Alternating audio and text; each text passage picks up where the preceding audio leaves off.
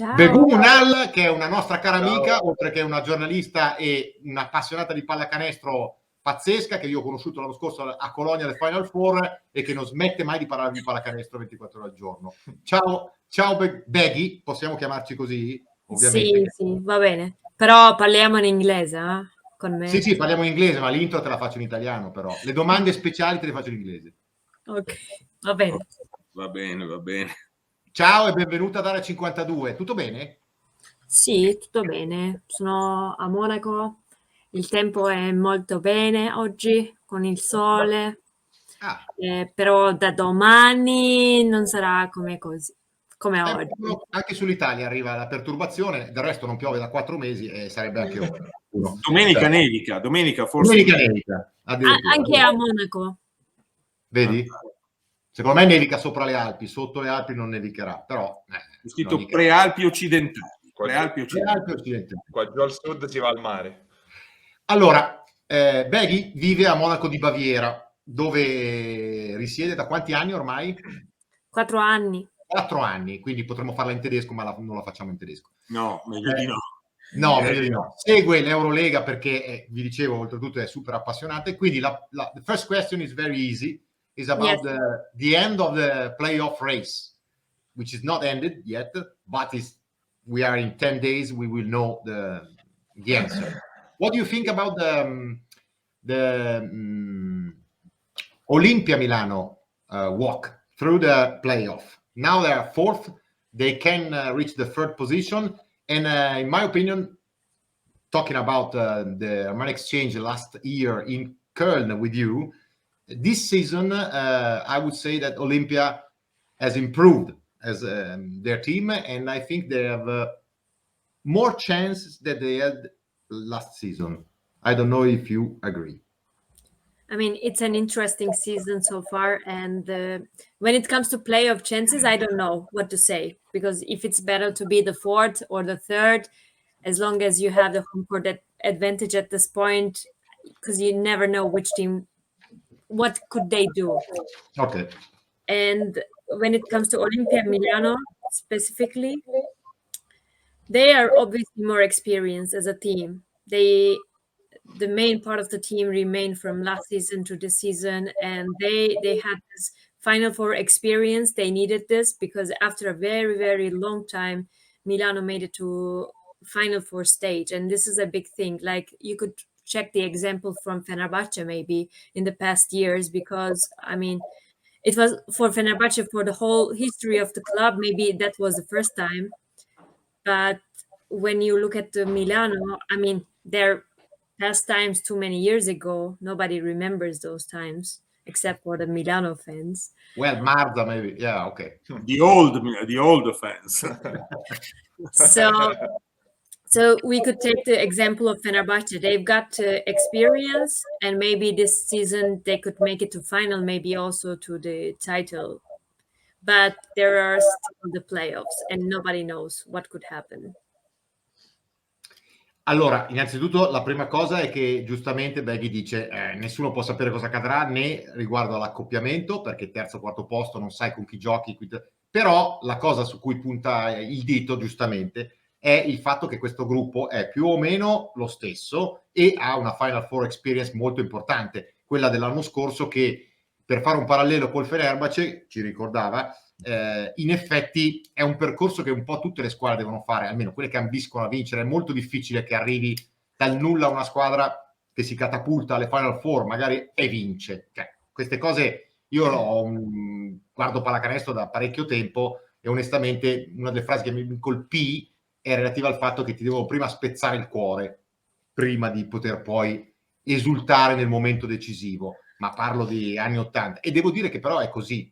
Quindi il fatto di avere avuto l'esperienza l'anno scorso, aver perso una partita tremenda all'ultimo tiro contro la squadra contro cui non avevano praticamente avuto chance nella regular season, secondo me è una ricchezza molto importante, e Beggy dice che potrebbe essere quello che alla fine dà il plus alla squadra di Ettore Messina. Ok. Marta. Vado. Ciao Beggy. So I know that after the lesson that you made me in Turkish last week, I should make the question in Turkish, but it's better in English, I guess. Absolutely. So tomorrow night we will have another chapter of the rivalry between Ettore Messina and Andrea Trinchieri. I would like to know which is your opinion about that rivalry in general, and which is the sentiment about this rivalry in Germany, in Munich, about these two great coaches. So the sentiment in general, I mean, obviously there's some tension between the two coaches, let's say. They like to have this tension. They are both very competitive coaches, and they have their different paths and everything. But for tomorrow's game, I think there will be a different story. So the general sentiment will be aside for tomorrow's game. So the general sentiment is they are very competitive. They like to beat each other in any case, but tomorrow is different because from the side of Coach Trinchieri, there were tough days behind. There are tougher days ahead. So I don't think that he is really thinking about his personal competition against Ettore Messina, because he has a. Yesterday, I wasn't at the game yesterday, but I was watching his press conference today, and I've seen like that the coach is really sad and a bit lost maybe for what's happening in the club in the past weeks. Obviously, with this whole COVID injuries and all unfortunate situations, there will be a different situation tomorrow. And when it comes to the perception of their rivalry in Munich, I wouldn't say that people care too much about it. Because I mean, the Bayern fans are not, like Bayern fans are cheerful people and so on. They don't really look at this kind of past. Yeah, they have this kind of rivalry. They don't really check it out. And that's why I think in Italy it's more important, their rivalry, rather than in Munich. Ok, allora chiaramente Beghi parte dal discorso dicendo che potrebbe esserci, c'è sicuramente della tensione tra i due allenatori, come si è visto anche la scorsa stagione, però non sarà il caso probabilmente di domani sera, situazioni in cui due allenatori così competitivi, due allenatori che hanno un passato comunque differente, un percorso, ha parlato proprio di percorso differente l'uno dall'altro, arriveranno alla partita in situazioni completamente diverse, perché il Bayern ha avuto dei problemi recenti alle spalle e avrà dei problemi in arrivo per un che intendeva, credo, il calendario complicatissimo, il numero di gare folli che giocherà il Bayern nei prossimi 10-15 giorni, e quindi domani sera forse non sarà il caso di diciamo di dare nuovamente fuoco a questa rivalità. Dopodiché, quando gli ho chiesto invece come è sentita questa rivalità in Germania, mi ha detto ma neanche tanto, perché ha detto i tifosi del Bayern in Germania, in genere i tifosi della pallacanestro la vivono in una maniera un po' diversa, più tranquilla, non sentono molto queste cose, probabilmente questa rivalità è decisamente più sentita invece in Italia. Ciao Becky, from Turkey to Milan, from Milan to Munich. Can you tell us similarities and differences in how the people live basketball in these three countries? Well, good question. So let's start from Turkey. I believe in Turkey, basketball fans appear with the success. But in general, like in many sports and in many clubs, also in football, in every country, there are more fans when you are successful. I mean, look at Fenerbahce in the past years, Fenerbahce this year. Look at Efes in the past years. They played less than 1,000 people on average, and now it's like sold out all the games at the moment. So the fans appear and exist, and there are a lot of discussions about this inside Turkey as well. Inside Efes, there are some group of fans that they are saying this 18 people, they call themselves the real Efes fans, and then they say, yeah, the rest of you just appear when the success comes. Partially true, partially not. When it comes to Milano, when I was in Milano, they were the dark days of Olimpia Milano, let's say. there were games like I was so sad to be in the arena, but I love the sport of basketball and I ever wanted to contribute for the good side of this sport. That's why I never stopped going to the games, even when it was too bad in the arena and so on. And in the season that I started being in the press, Milano lost the championship, even the championship. And this was like after some time, the first time that they lost in the semifinals to Trento. So this was wow season. But I mean, and then when it comes to Germany, basketball fan. I mean, in this country, basketball always existed, but Munich is rather newer.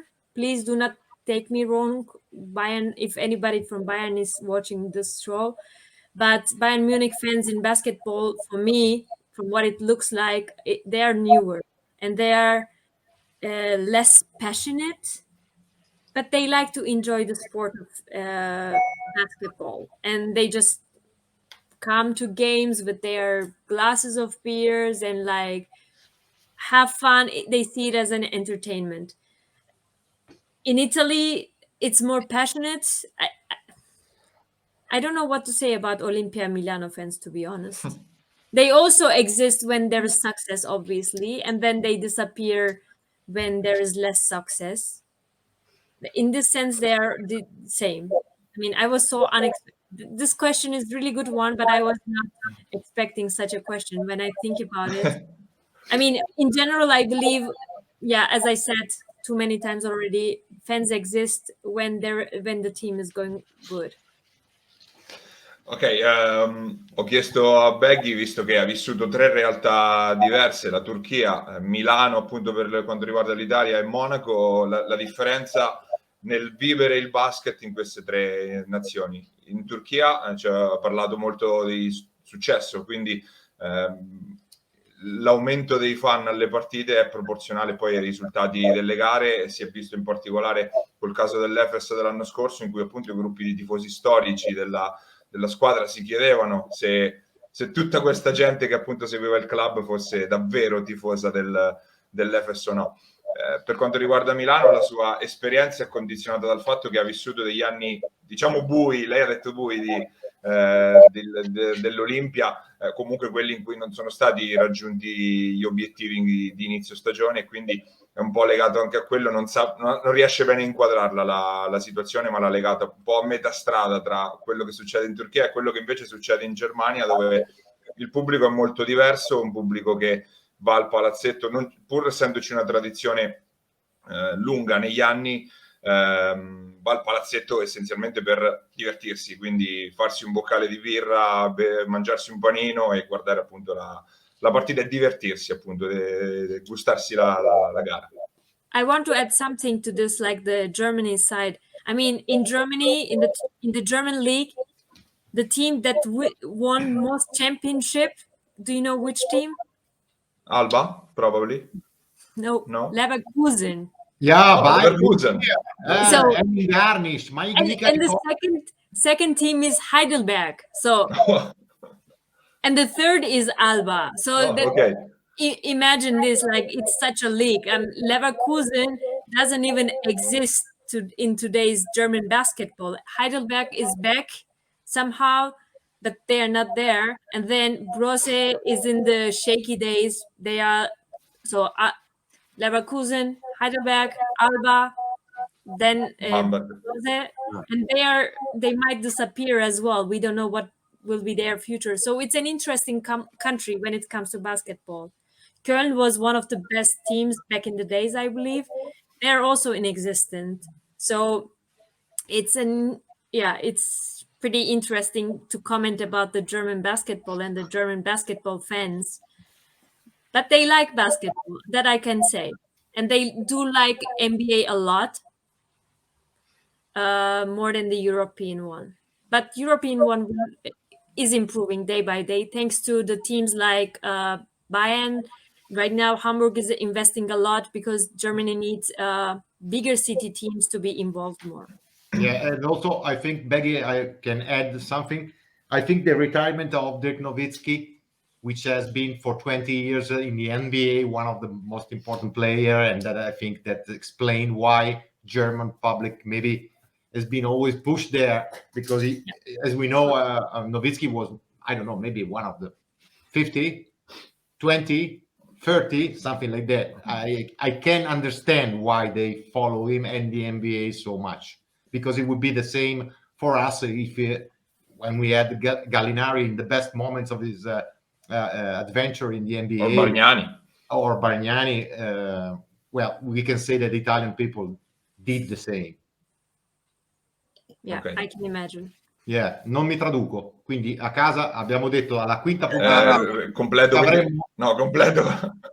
No, tu Paglia deve tradurre la parte su l'inglese, e voi dovete cominciare anche un pochino a sforzarvi, perché sennò la pappa pronta non è un concetto che ci appartiene, noi andiamo oltre, se no non saremo alla vabbè, dai, diamogli una mano, dai, diamo una mano al nostro pubblico. Vabbè, ho detto quando Beghi ha parlato del fatto che il pubblico tedesco è un pubblico un po' più meno NBA style, più entertainment, ha parlato anche del fatto che per esempio l'NBA la seguono molto, e credo che io ho aggiunto che il fatto che fino a qualche anno fa ci fosse un giocatore dominante tedesco nella NBA, questo abbia per tanti anni polarizzato l'attenzione sul campionato americano, e abbia magari impedito, come dire, la nascita di svariati modelli, eccetera, eccetera. Detto tutto questo, poi credo che il Bayern, il cui problema credo che sia legato alla tempistica con cui realizzeranno il nuovo impianto. The new building for FC Bayern will be, no, not FC, because FC is soccer, they already had a stadium, a good stadium. But the basketball team, there will be something like I don't know, in Kaunas or something like Vitoria. That changed the things, I think. You will change the things. I hope so. They told us that the moment they will have the building, that will be the moment that Bayern Munich will play, I would say, for serious. No, maybe it's too much, but they will do something stronger, also on the market, on the players, on the budget, or of the season. That our something tell us. We will see. Okay, il palazzo no, it will be interesting. It will be interesting. The new arena will be nice and interesting. And I'm really looking forward to have the new arena. Whenever I go to Olympia Park, I'm like checking the construction, how it is going, etc. So it's exciting for us, for all of us. Like the old man doesn't know. I cantieri come I pensionati. Did they start building the arena already? Yes. I mean, the construction has been going since some years, but due to COVID, it stopped a little bit. It was much slower, but they already had the kind of first game on the field, because the field is ready in a way that it's still open. Nothing is ready, okay. But there was like a show game, I think, from the ice hockey players, because it will be shared with the Red Bull München, the big ice hockey team from Munich. And the arena will be shared by the two teams. And Bayern will continue to play also in Audi Dome, from what I know. So they will not play every game here in the new arena, but they will share in between the season. But it will be exciting, because I think it will be the best arena.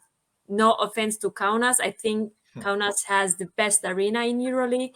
I've been 14 out of 18 arenas in Euroleague, and I can say that Kaunas is the best. Okay. Yeah. But Bayern will have a better one. Okay. Paglia, cosa vuoi fare? Visto che la tua domanda mi sembra che fosse abbastanza legata a questo tema.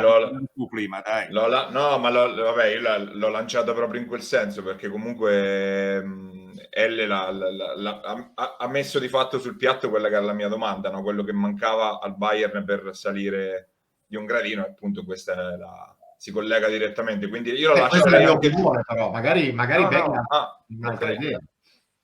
Quindi la puoi fare. For my next question, I want to ask you what lacks to Bayern to become a true big powerhouse like Real Madrid, to Barcelona, like CSKA, like these kind of teams. it's all about the arena, or do you think that's something more? It's something more, definitely. I mean, it's all about the money you have and the money you want to invest. So, I mean, yes, Bayern is as big as Real Madrid and Barcelona in terms of the name, but Bayern basketball is a different story. I mean, they are part of the club, but everything is different because in clubs like Fenerbahce, Real Madrid, and Barcelona, you get money from football clearly, and there is, I mean, this is allowed. For Bayern, it's not the same case. Of course, Audi, Allianz, and Adidas, they're all shareholders from the club, and there's for sure some contribution coming, but it's not as easy as in the other big clubs that, like, yes, let's give the money to Bayern basketball, and they just can spend the way they want to do. So I believe Bayern has one of the biggest front office, like all the of around 60 people, I believe they have. And from what I see, from what I observe, like a really objective person, they do really work day and night. Their ticketing office, their marketing office, business development office, the media office, they're all working really, really big time to get more fans in the arena, to make more money for the club, to bring more money for the club. And this is very key because like in the other many of the other clubs, the money comes from somebody. It just comes. And people think that, yes, it's Bayern, they do have a lot of money. Yes, of course, they do have some budget, but they are paying a lot of taxes. We are in Germany, and it's the most strict country among the whole Euroleague clubs in terms of paying your taxes, etc. And on the other side, German clubs work in a way that if it's not in plus or 0-0, you're dead. This is why Borussia Bamberg is in the shaky days today. I mean, the Brose, the company, wants to go out because they don't see that it's a sustainable business for them. I mean, Bamberg is a great dream. It's a really great dream, but Bamberg is just Bamberg. Like, it's a very small city, and what can you do there is very limited. And when it comes to Bayern, yes, they need more money to invest because they do have great basketball minds. They do have, like, starting from Marko Pesic, like, he's a very passionate guy. He knows basketball, and he pretty much knows the business as well, from what I see. And then they have basketball minds for the club, Daniela Baesi and Andrea Trinchieri. I mean, and all the people working for this club, also the other people, they're interested in the sport, they're interested in the club, but it's not just that they get money and do whatever they want to. That's the problem. And then we need to have more sponsors, maybe. Bayern needs to have more sponsors. In general, German basketball needs more investment. Then we could talk like, yes, Bayern will be just like CSKA, Real Madrid, Barcelona, easy. Eravamo partiti con il discorso dell'arena, appunto, della nuova arena che sta costruendo il Bayern. Beggy ci ha detto appunto che ogni tanto passa a dare un'occhiata per vedere come procedono i lavori. Comunque sarà pronta, insomma, nei prossimi anni, e da questo mi sono allacciato per una domanda. Cosa manca appunto al Bayern per arrivare ad essere, come nel basket, appunto, come il Real, come il CSKA, come il Barcellona, insomma al top a livello europeo? Ovviamente la risposta semplice è soldi, però da questo discorso se ne originano tanti. Quindi ci ha parlato dello staff appunto manageriale del Bayern, che comprende oltre 60 persone, e del fatto che appunto lavorino moltissimo sotto il profilo marketing organizzativo, oltre che ovviamente sportivo di comunicazione, e che poi l'altro fronte di crescita è ovviamente quello degli sponsor. Quindi questi sono i fronti aperti che servono per potenziare la struttura Bayern, che sì, come il Real, come il Barcellona, è una polisportiva, che quindi ha alle spalle il gigante calcio, però non è così automatico che appunto il flusso economico sia lo stesso.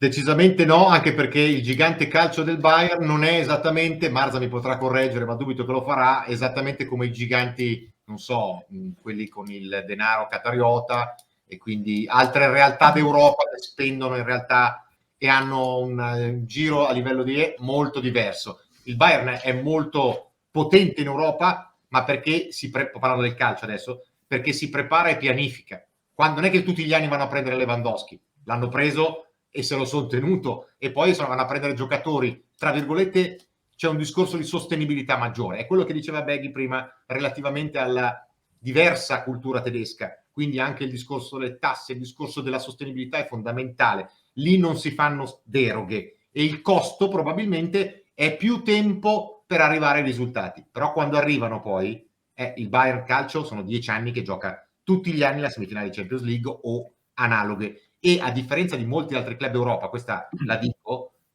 andate a vedere il bilancio, perché questa è la differenza, perché ci sono club anche italiani che chiudono con 200 milioni di euro di rosso all'anno, invece il Bayern Monaco, se un anno fa 50 milioni di rosso, l'anno dopo lancia 5 giocatori della cantera del bavarese e 3 sono anche buoni di sicuro, e l'anno dopo c'ha più 20 milioni a bilancio.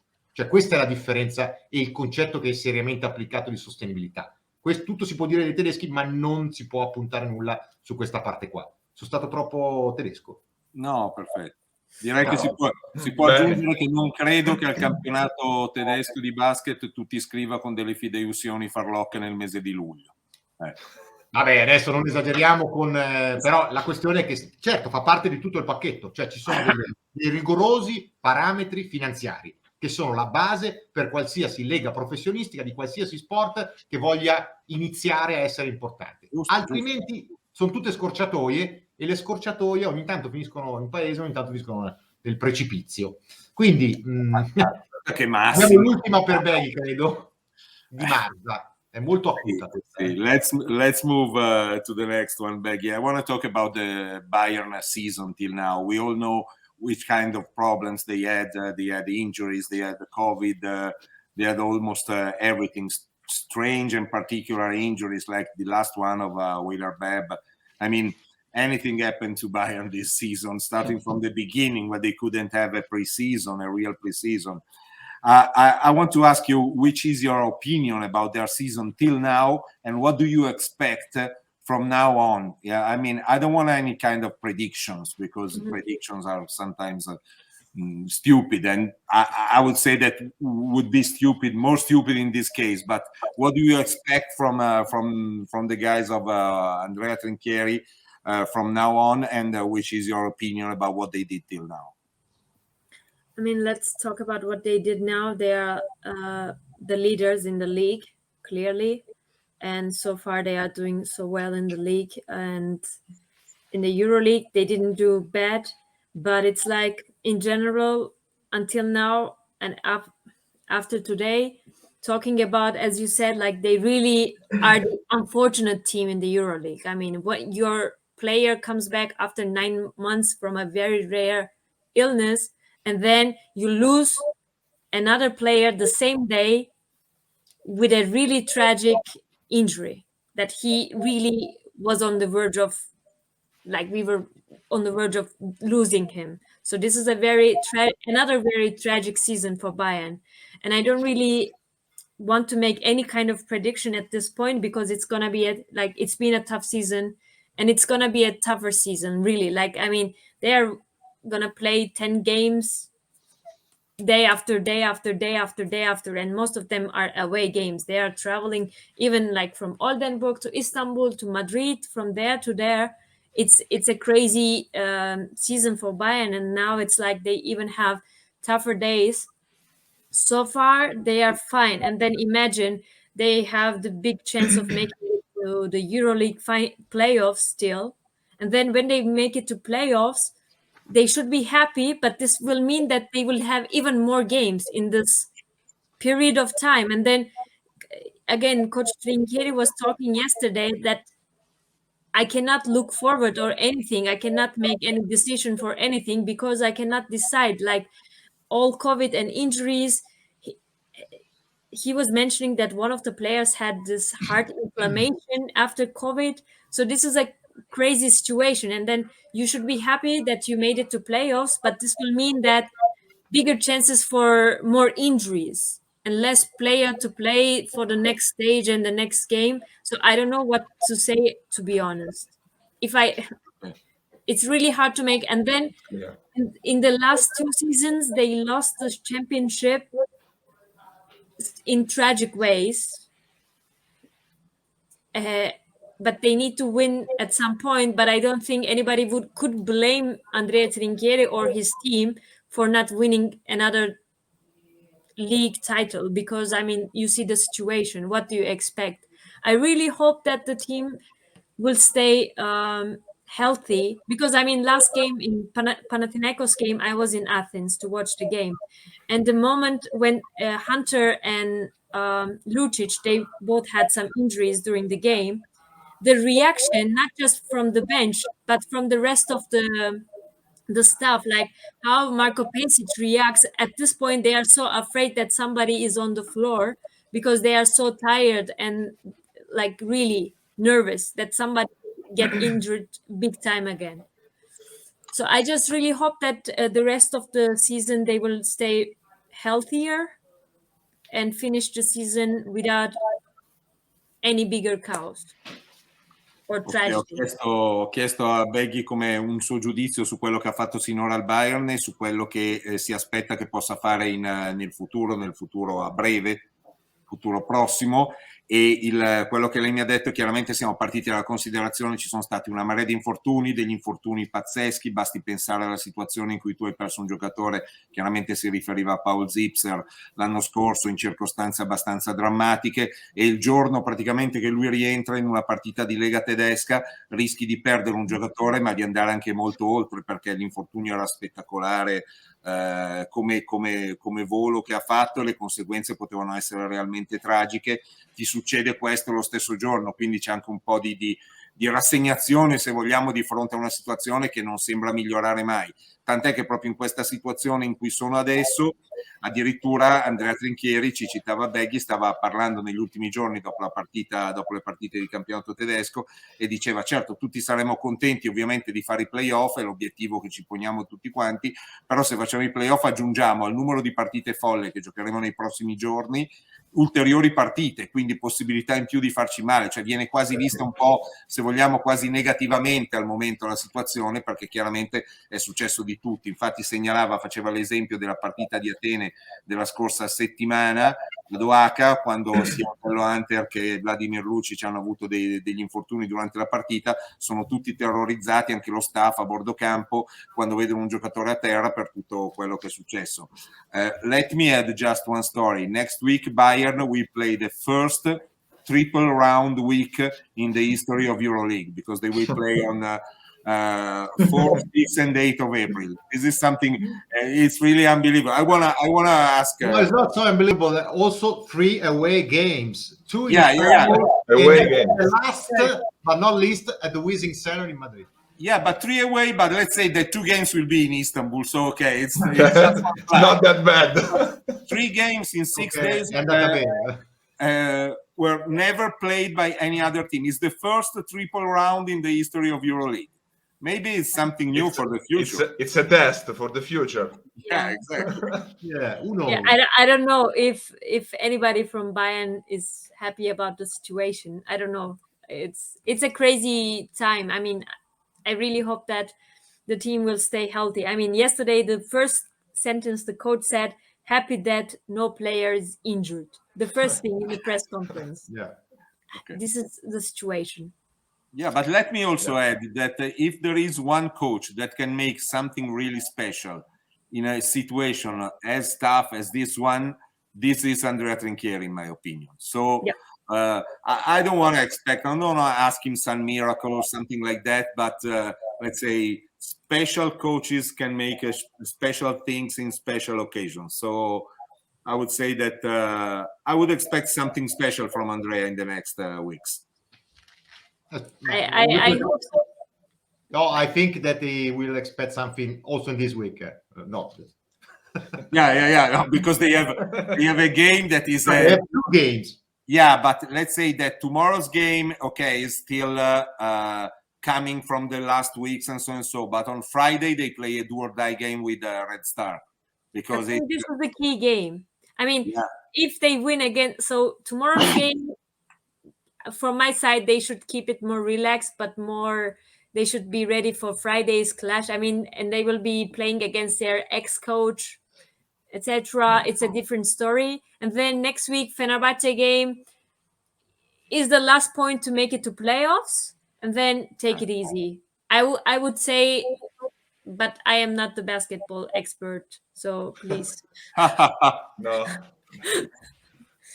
La partita chiave, diceva Beggy, è chiaramente quella di venerdì per il Bayern, primo perché è l'unica delle 5 che mancano in casa. E chi è che la commenta? Chi è che la commenta? Guarda, mi tocca proprio. Chi è che la commenta? C'è qualche problema? No, se puoi lamentarti, c'è una mail specifica che dice... No, io vero? C'è? Mando mail tutti i giorni adesso. Abbiamo Bayern, sì che c'è, certo. Ho guardato anche un po' di padel. Customer supporto antitelecronisti @skytv.it. Poi puoi andare a mandare. Ho guardato anche un po' di padel perché lo commentavi tu l'altro giorno. Cosa vuoi di più? Non andiamo fuori tema adesso. Comunque Lewandowski l'ho preso a 0 il Bayern Monaco di calcio, tra l'altro, senza rivoluzioni popolari, quando era il miglior attaccante d'Europa e giocava nel Borussia Dortmund. Detto tutto questo, Beggy, è stato bellissimo, grazie mille per essere stata con noi, magari ci risentiamo da qui a fine o prima delle Final Four, we'll see, perché Beggy capisce tutto quando parlo l'italiano, non vi preoccupate. E se ti dovessi dire, alla fine li fanno i playoff? Ce la fa il Bayern? Credo di sì. Ok, basta così. Okay. Non volevo altro. Stop, va bene. Salutate, non fate gli animali. No, ciao. Okay. Ciao, Beggy, alla prossima. Ciao. Grazie. Ciao.